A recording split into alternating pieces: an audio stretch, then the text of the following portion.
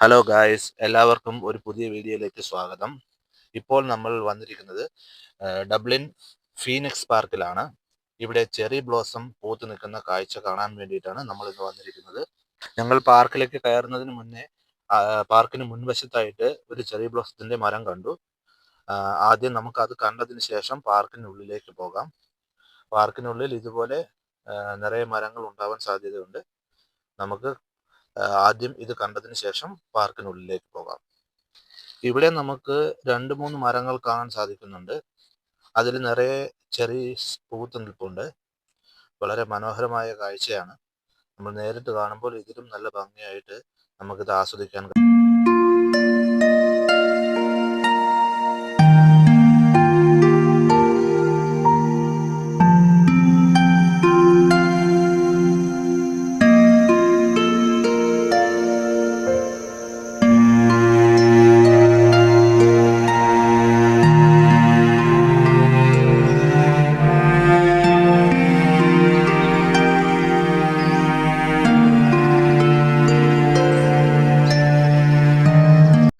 അപ്പൊ നമ്മൾക്ക് പാർക്കിന്റെ ഉള്ളിലേക്ക് പോകാം, അകത്തുള്ള കാഴ്ചകൾ കാണാം.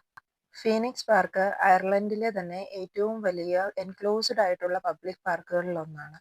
1660കളിലെ വേട്ടയാടാനായി രൂപീകരിക്കപ്പെട്ട ഒരു പാർക്കാണിത്. പിന്നെ അത് പൊതുജനങ്ങൾക്കായി തുറന്നു കൊടുത്തത് 1747ലാണ്.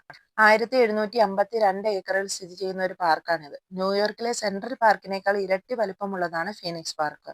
വർഷം മുഴുവൻ തുറന്നിരിക്കുന്ന ഒരു പാർക്കാണിത്. ഇതിന്റെ പ്രധാന ഗേറ്റുകൾ 24 മണിക്കൂറും തുറന്നിരിക്കുന്നു.